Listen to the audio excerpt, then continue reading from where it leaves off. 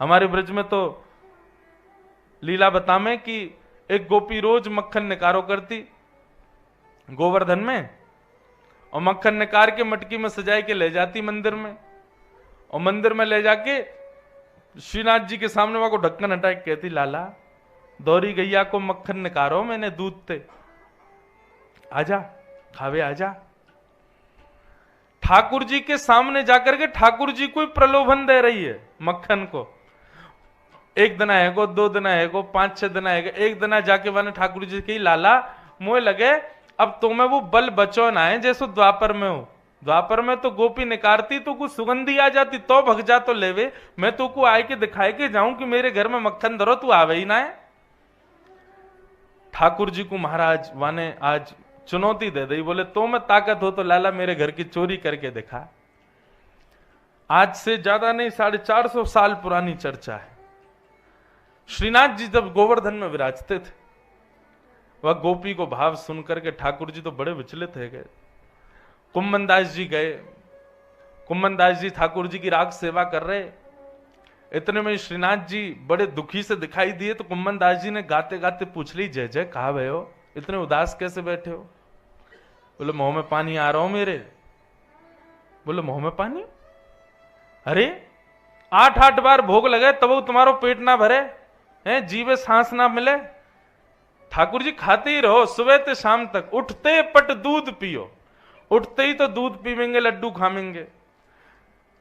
यहां पे हमारे लिए सबरे नियम बना दिए, उठो, उठ करके पहले हाथ देखो, फिर जमीन स्पर्श करो, फिर माता पिता को प्रणाम करो, फिर स्नान करो, ध्यान करो, मुख धो, तिलक लगाओ, थोड़ी देर नाम जप करो, सेवा करो, इनको उठाओ, इनको नहलाओ, इनको सब सेवा करो, इनको भोग लगा के फिर तुम पाओ। और खुद ठाकुर जी के उत्थापन के कई पदन में तो ऐसा भाव है कि ठाकुर जी तब तक ना उठे जब तक यशोदा मैया दूध ते बड़ो कटोरा लाल जी के मोहते ना लगा दे। लाल जी को एक सिर उठावे, आंख अभी बंदे सो ही रहे, यशोदा मैया सिर ते ऐसे लाल जी को उठावेगी और ऐसे कटोरा मुख ते लगावे, एक घूंट जब मुख में चलो जाए तब लाल जी की आंख खुले। बोले अच्छा मैया भो रह गई का? बोले हाँ लाला भो रह गई, उठ जा, ले लड्डू और खा ले। कुम्मनदास जी बोले 8-8 बार भोग लगाओ ठाकुर जी, तब भी तुम्हारी जीव है और पेट है, शांति ना मिले। अब काय को रसा रहो मुंह में? ठाकुर जी बोले कुंभना एक गोपी आवे और पीछे ते मटकी में धरे मक्खन को मुंह को ऐसे दिखा दिखा के लालच दे के जावे मुंह को। बोले लाला तुम्हें ताकत हो तो चोरी करके दिखा, मेरा तो मन आ गया है। कुम्मनदास जी कौन पे? मक्खन पे कि गोपी पे? बोले ना गोपी तो बड़ी बूढ़ी है, वहां को मक्खन बहुत बढ़िया। देखो भैया ये ब्रज की लीला है, यहां परब्रह्म नहीं है, यहां ईश्वर नहीं है, जगत नियंता नहीं है, यहां तो ऐसी ऐसी लीला है महाराज, ऐसे ऐसे पद हैं, आप सुन ले हो तो सिर पकड़ के बैठ जाओ। बोले ये भगवान है? बोले हाँ ये भगवान है।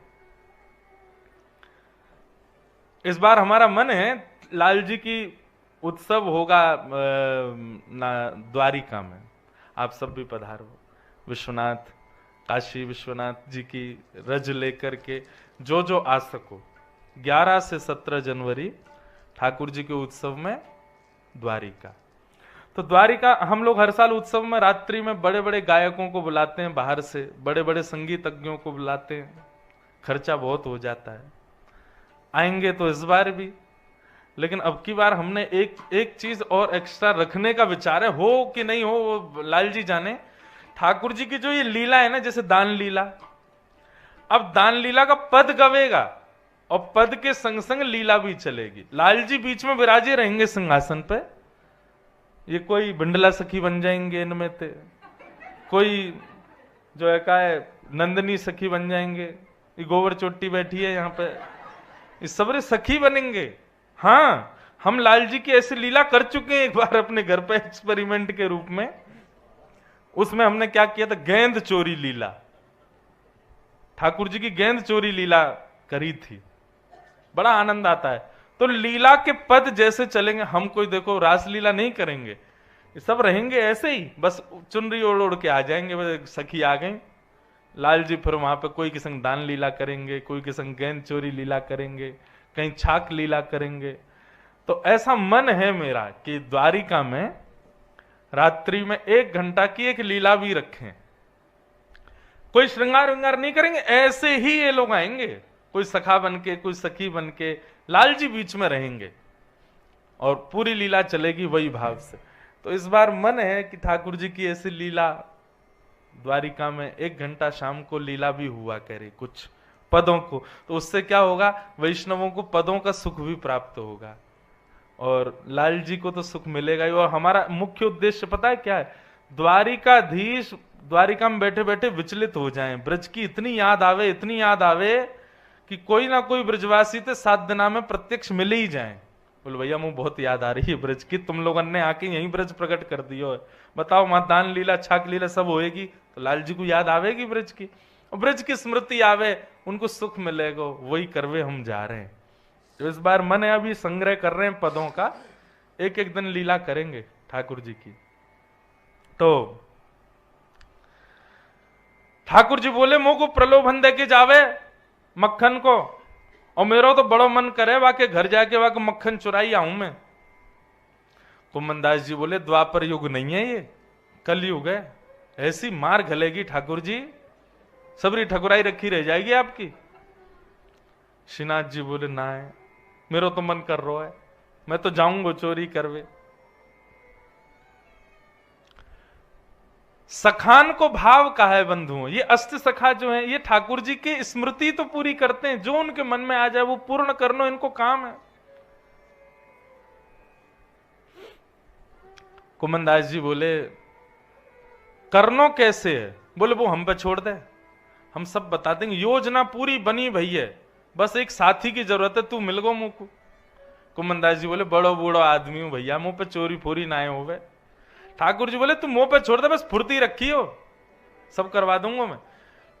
कुमनदास जी बोले कैसे करना बताओ। बोले रात्रि में जैसी शयन आरती होए मंदिर की, शयन आरती के बाद गुसाई जी कपाट बंद करके चले जाएंगे, सोई पीछे की खिड़की पे आ जाइयो, और वह खिड़की से मैं उतर के तेरे कंधा पे बैठ के चल दूंगा। ठीक है। रात्रि में शयन आरती हुई, मंदिर बंद हो गया, गुसाई जी आदि परिकर सब चले गए मंदिर से, तब चुपचाप कुमनदास जी आए और आकर के मंदिर के पीछे जहां गर्भगृह है वहीं खिड़की के नीचे आके खड़े है गए। इतने में ही बंधु मैं तो कभी कभी चिंतन करता हूं इस लीला का, मेरे रोंगटे खड़े हो जाते हैं, कितने कितने प्रिय हैं लाल जी। खिड़की में से ठाकुर जी पधारे बाहर, मुकुट धारण किया है सिर पे। रात्रि में ठाकुर जी 2 माल पहनते हैं। अच्छा 2 माल का कितना सुंदर भाव, रात्रि में ठाकुर जी सारा श्रृंगार उतार देते, 2 माल पहन के सोते हैं। 2 माल को मतलब क्या है, किशोरी जी की दोनों भुजा ठाकुर जी के माने आलिंगन कर रखो है श्री जी ने, वाकु गले से लगा के फिर ठाकुर जी 2 माल के भाव से, ठाकुर जी के एक एक श्रृंगार के पीछे भाव। आज पीली पाग पहनी है तो या को मतलब सूरदास जी की याद आ रही है ठाकुर जी को। आज कौन सा रंग हो गया मैं भूल गो, फिरोजी वस्त्र धारण किए तो ठाकुर जी कृष्णदास जी को याद कर रहे हैं। आज कितनी माला पहनी है ठाकुर जी ने, वाकई भी सब भाव है, एक एक चीज। केवल श्रृंगार करके हमको लुभावे को खड़े ना हो मैं ठाकुर जी कोई लीला का स्मरण करके श्रृंगार कराते हैं। ये तो हमने अपने ठाकुर जी की सेवा में देखो, हमारे लाल जी 2 रूप धारण करते हैं, एक तो जगन्नाथ भेष और एक श्री जी को भेष, और इन दोनों भेषों को ठाकुर जी तब तक धारण नहीं करेंगे जब तक आप उनको पद नहीं सुनाओ। जगन्नाथ भेष में तो जब तक श्री जी का विरह नहीं सुनाओगे ठाकुर जी को तब तक जगन्नाथ बनते ही नहीं है। विरह स्वरूप है ना जगन्नाथ जी का। हमारे संग देखो अभी प्रत्यक्ष विराज रहे ये जगन्नाथ जी, बड़े मधुर लाल जी हैं भैया, ये भी हमारे लाल जी के सब सखा हैं। तो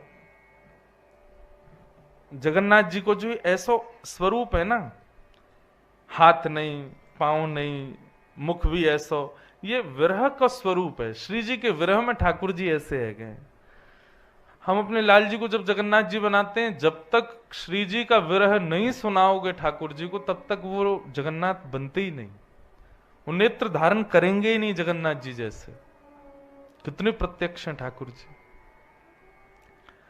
तो ठाकुर जी निकल के आए जंगला में से, कुम्मन दास के कंधा पे जाके बैठ गए।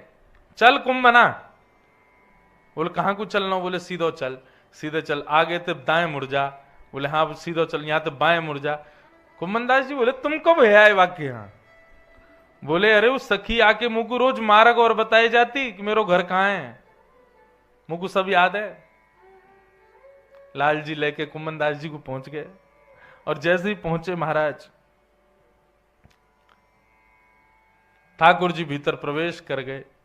भीतर प्रवेश करके ऊंचे छींके पे मटकी लटकी लाल जी कुम्मन दास जी के ऊपर खड़े हो गए। कुम्मन दास जी ने चरण पकड़ लिए। ठाकुर जी छींका में थे बढ़िया मक्खन निकारे, मक्खन निकाल के चाटे और वही मक्खन को लेकर के नीचे कुम्मन दास जी के मुख में दे रहे हैं अपने हाथन से। अधरामृत मिश्रित ठाकुर जी के हाथ से मक्खन कुम्मन दास जी के मुख में जैसे ही गए हो, कुम्मन दास जी तो मंत्र मुग्ध है गए। आहा, आज तक जिन लीलाओं को स्मरण किया वो लीला आज पहली बार अनुभव में आ रही है, ऐसी मधुर। कुम्मन दास जी तो भावावेश में चले गए। ठाकुर जी बीच बीच में चरण तक करें, हे कुम्मना ढीलो मत करे, पाम तो गिर जाऊंगा मैं। कुम्मन दास जी पकड़ ले। हाँ लाल जी पकड़ रखो है। कुम्मन दास जी के मन में आई एक बार देखूं तो सही है चोरी कर कैसे रहे, इनको रूप कैसा लग रहा है। जैसे ही ऊपर देखी तो महाराज ठाकुर जी की धोती खिसक रही है नीचे, और यहां से धोती खिसक रही है, ठाकुर जी तो माखन खावे में व्यस्त। कुम्मन दास जी बोले जय जय जय जय जय जय, कपाट खुल रहे हैं जल्दी बंद करो। इतने में ही ठाकुर जी ने चतुर्भुज रूप धारण किया। दो भुजाते तो अपनी धोती पकड़ी और दो भुजा से माखन की मटकी पकड़ करके भोग लगा रहे हैं। आहा, बोलो चतुर्भुज भगवान की जय हो नाथ। सुदर्शन चक्रधारी चतुर्भुज देखा सुना था आज तक, पर आज माखन को चोरधारी चतुर्भुज रूप में पहली बार देखो भैया हमने। और कैसे चतुर्भुज धोती पकड़ रहे हैं अपनी। या छवि को देख करके कुम्मन दास कौन रह सके, ऐसी छवि देखने के बाद भी खड़े है पा रहे हो तो इसका मतलब आपने छवि देखी ही नहीं। कुम्मन दास जी की तो सुध बुध खो गए। महाराज लड़खड़ाने लगे पैर। ठाकुर जी बोले कुम्मना कुम्मना कुम्मना, इतने तो कुम्मन दास जी गिर गए, ठाकुर जी लटक गए छीके थे। ठाकुर जी बोले भैया ये आने मरवाई दिए। नेक आवाज सी भाई, मटकी ऊपर ते और गिर गई। गोपी बोली चोर चोर चोर, पकड़ो पकड़ो पकड़ो। ठाकुर जी तो छींके तो कूद काट के भग गए। कुम्मन दास जी तो वही भाव आवेश में ठाकुर जी की वही लीला को स्मरण, मुंह पे मक्खन लगो है अधरामृत मिश्रित। गोपी ने आके बजाए डंडा। अरे बुढ़ापे में चैन ना पड़े। ए कुम्मन दास तू मंदिर में गावे है ना, श्रीनाथ जी मंदिर में गावे, और तो ने क्यों शर्म नहीं आई कि मैं कहीं चोरी करवे जा रहा हूं। कुम्मन दास जी को मार थोड़ी लग रही है, कुम्मन दास जी तो सखी की भलैया ले रहे। तू है सखी बड़ भाग बड़ी। मुझे ये पद बहुत प्रिय है। बंधुओं, आप सब अपने ठाकुर जी की सेवा करते हो, उस समय इस पद को मन में सोचा करो, हम कितने बड़ भागी। लाल जी हमारी गोद में बैठते हैं, हमारे हाथ में लेटते हैं, हमसे श्रृंगार कराते हैं, हम जैसे चाहें उसको उनको बना दें, जो चाहे उनको पहना दें, जो चाहे उनको खवाए दें, जैसो चाहे हमारे वश हैं ठाकुर जी। हम जैसो चाहे उनको श्रृंगार करते हैं, वैसे ही रहेंगे पूरे दिन। बताओ आप अधीन हो ठाकुर जी के कि ठाकुर जी अधीन है आपके? ठाकुर जी अधीन है हमारे। कैसे श्रृंगार कर दो सब स्वीकार। बल्कि बंधु हमारे अंदर ऐसी भावना नहीं, हमारे जीवन में जरा सी भी थोड़ी विचलनता आ जाए, थोड़ा भी विपरीत अवस्था आ जाए, ठाकुर जी को कितना सुनाते हैं हम, लाल जी आपको नेक दया नहीं आवे हैं, ऐसो कर रहे हो हमारे संग, ऐसो कर रहे हो। ठाकुर जी कभी कहें मेरी मैया क्या कर रही है, हैं ऐसो श्रृंगार करे मेरो, तेने ऐसे कपड़ा पहना दिए मुंह चुभ रहा हो भीतर, कभी कहें नहीं, पहन लेते हैं। प्रेम स्वरूप क्या है कि हमारा प्रेमी जो प्रदान करे उसको स्वीकार करे। एक प्रेमी मूंगफली खा रहा था तो मूंगफली उसकी गिर गई, अंधेरा था, ढूंढने लगा कहां गई मूंगफली। उसने महाराज दुनिया भर के साधन कर लिए मूंगफली ढूंढने में। 4-5 लोग आए, बोले भैया कहां गए हो? बोले मूंगफली ढूंढ रहा हूं। बोले अरे दुकानें और खरीद ले, बागू का ढूंढ रहे हो? बोले तू ना समझोगो, मेरी प्रियतमा ने दई, वो मेरी प्रियसी ने दई। मेरी प्रियसी की दही भई मूंगफली। भैया वाक्य मूल को तू कैसे समझेगो? मैं 10 रुपए की नहीं खरीद लूं, वहां में वो स्वाद नहीं आएगा, लेकिन प्रियसी की दही भई मूंगफली को तो सुख ही अलग है। ये लागू भगवान तो करते हैं हमारे साथ, लेकिन हम नहीं करते ठाकुर जी के साथ। हमारे लाल जी को, अब मैं खुद अपने ऊपर कहूं, हम कहां कहां नहीं जाते कथा करने, सब जगह लाल जी संग जाते हैं।